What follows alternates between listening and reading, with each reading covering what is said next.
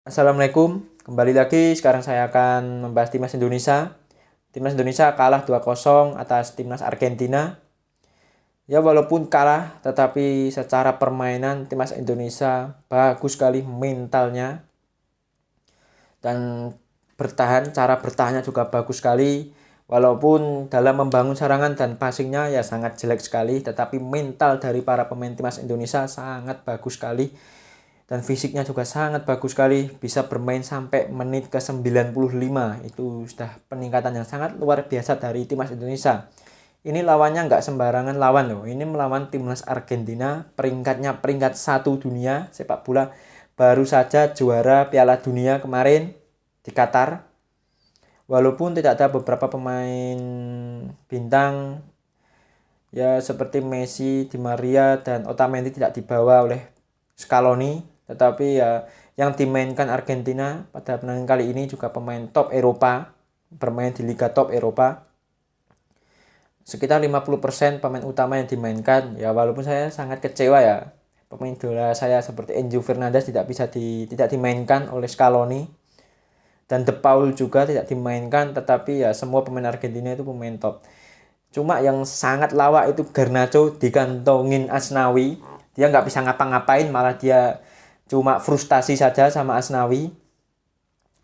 Karena kalau megang bola langsung di-tackle. Tackle-nya itu bersih dari Asnawi. Asnawi itu pemain terbaik dari timnas Indonesia pada pertandingan kali ini.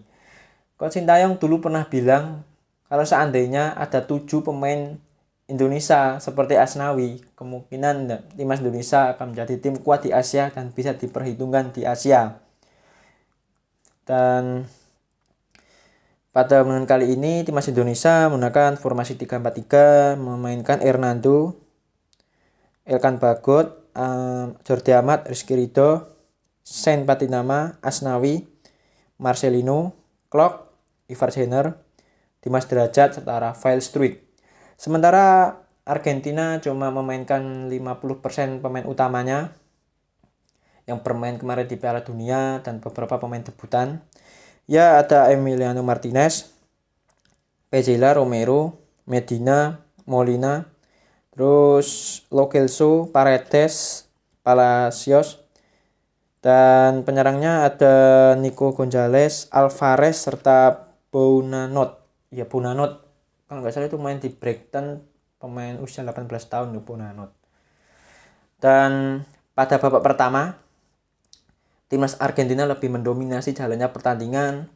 Ini timnas Indonesia benar-benar diajari bermain bola oleh pemain timnas Argentina. Bagaimana caranya passing, bagaimana caranya membangun serangan, dan bagaimana caranya kalau kehilangan bola langsung kembali ke posisinya masing-masing, langsung menutup ruang agar pemain timnas Indonesia tidak bisa membangun serangan dan membahayakan pertahanan dari timnas Indonesia. Cepat sekali, permainan dari timnas Argentina itu temponya sangat cepat sekali dalam membangun serangan. Ya walaupun mereka dibuat frustasi oleh pertahanan dari timnas Indonesia yang diisi oleh Elkan Bagot, Jordi Amat, serta Rizky Ridho yang sangat kompak sekali, sehingga merepotkan dari para pemain timnas Indonesia.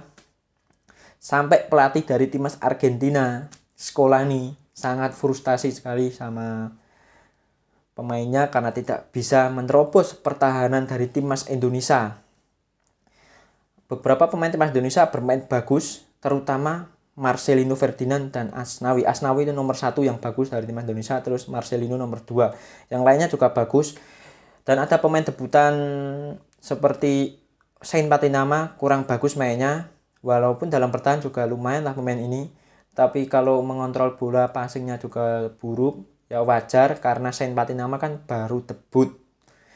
Dan langsung lawan pemain top lah, ibarat ya timnas rank 1 dunia, baru juara Piala Dunia, mungkin sedikit gugup.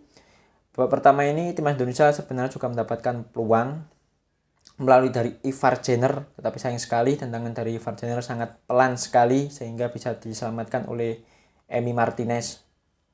Tetapi passingnya itu sebenarnya terarah ke pojok gawang, tetapi kan sangat pelan sekali. Kalau sedikit lebih kencang kemungkinan Ivar Jenner bisa mencetak gol. Dan itu harus diperbaiki lagi ke depannya, akurasi tendangannya itu. Dan Argentina baru berhasil mencetak gol sekitar menit ke 37 tendangan dari Paredes dengan jarak jauh sangat kencang sekali. Harusnya juga Hernando itu harusnya bisa menepis ya itu gol dari Paredes ya, walaupun kencang sekali.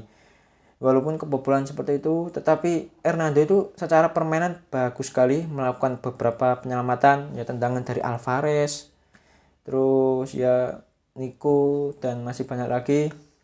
Dan terakhir tuh tendangan dari Garnacho tuh bisa ditepis oleh Hernando.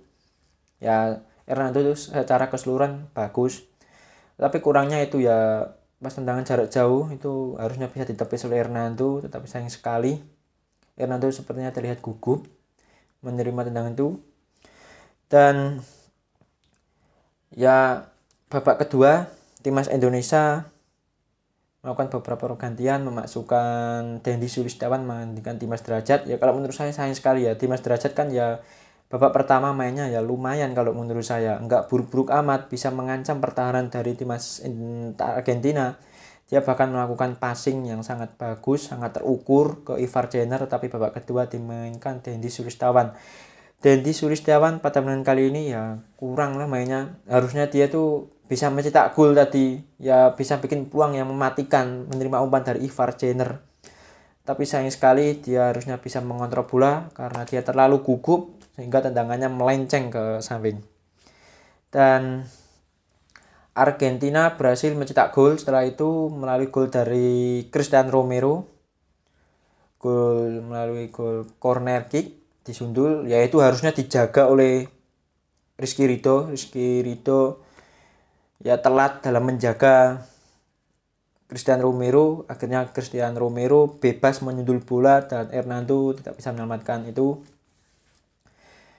Terus setelah itu Argentina juga mendapatkan beberapa peluang dan akhirnya memasukkan Garnacho, dan cuma untuk digantungin Asnawi, nggak bisa ngapa-ngapain. Mungkin peluang cuma satu, dia mendapatkan bola terus diumpani oleh rekan-rekannya, tetapi dia cuma nggak bisa ngelewatin Asnawi, dan tackle dari Asnawi itu bersih semua, nggak ada pelanggaran tuh pas tackle Garnacho. Garnacho malah yang pelanggarannya keras, dia frustasi akhirnya sliding saja Asnawi, dan itu pelanggaran, harusnya di kartu kuning tuh Garnacho. Ya timnas Indonesia mendapatkan peluang tadi babak kedua melalui lemparan jauh dari Pratama Arhan disundul oleh Elkan Bagot. Sayang sekali, itu sudah bagus sekali skema sundulan dari Elkan Bagot, tetapi bisa ditepis oleh Emi Martinez. Setelah itu kan Indonesia juga mendapatkan beberapa peluang melalui lemparan jauh dari Arhan. Ya tetapi Emi Martinez sudah terbiasa mungkin, akhirnya menjaga Elkan Bagot. Elkan Bagot tadi kalau tidak dijaga Emi Martinez kemungkinan mendapatkan peluang seperti itu lagi, karena para pemain timnas Argentina tidak bisa menjaga Elkan Bagot kalau bola-bola atas, karena kan secara postur Elkan Bagot unggul dari semua pemain bertahan dari, maksudnya back tengah dari Argentina. Ya mungkin yang posturnya sama tingginya itu Emi Martinez, sehingga dia maju menepis bola itu. Ya timnas Argentina babak kedua itu sebenarnya, maksudnya timnas Indonesia babak kedua itu permainannya sedikit lebih baik dibandingkan babak pertama. Sedikit lebih berani dalam menyerang, juga mendapatkan beberapa peluang, tetapi sayang sekali tidak bisa mencetak gol, setidaknya 1 gol. Tetapi kalau menurut saya permainan dari timnas Indonesia itu ya sangat bagus. Saya sebagai fan dari timnas Indonesia sangat puas sekali lihat pertandingan kali ini. Ya walaupun ada beberapa kritik dari saya seperti passing dalam membangun serangan, juga finishing harus diperbaiki lagi, mental jangan terlalu gugup, terutama babak pertama dalam membangun serangan itu harus diperbaiki, jangan terlalu gugup dalam membangun serangan.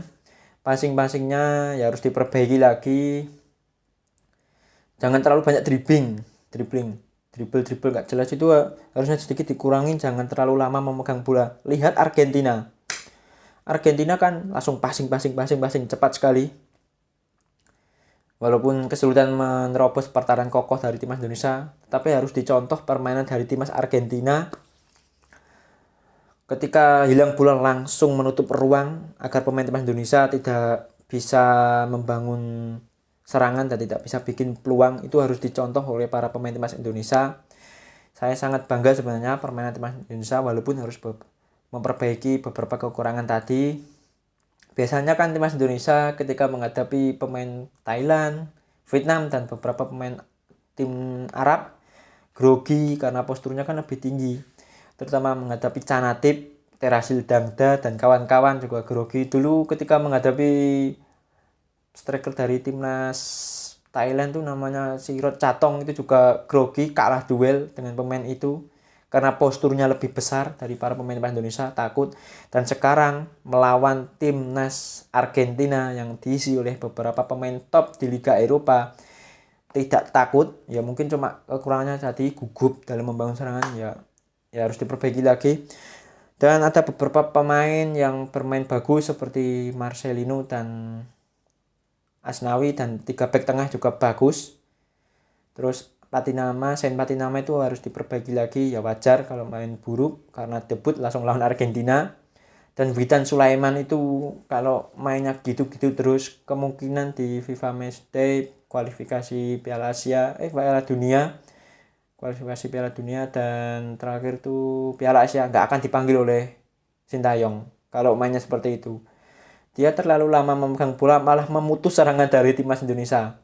Dia harus memperbaiki kualitasnya agar bisa dipanggil oleh pelatih lagi dan bisa berkontribusi untuk timnas Indonesia.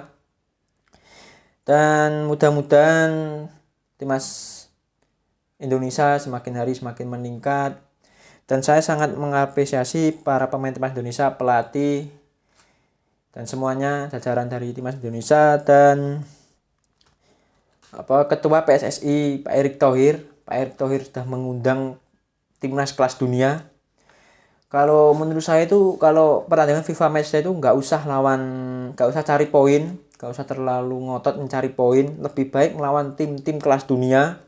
Ya pokoknya yang peringkatnya tinggi-tinggi, agar para pemain timnas Indonesia sudah terbiasa melawan tim kuat dan permainan dari timnas Indonesia lebih membaik secara mental, fisik, passing, dan semuanya itu bisa membaik kalau melawan tim-tim kelas dunia. Kalau ingin mencari poin lebih baik kualifikasi Piala Dunia, kualifikasi Piala Asia, ya pokoknya pertandingan itu, dan Piala Asia nanti harus mencari poin karena poinnya lebih tinggi kemungkinan daripada FIFA Matchday.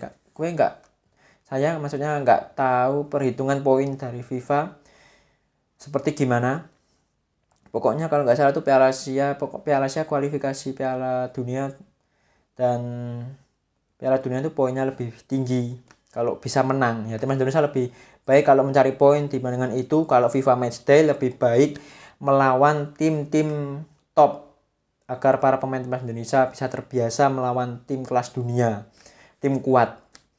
Semoga kedepannya timnas Indonesia bagus, sepak bola Indonesia semakin meningkat.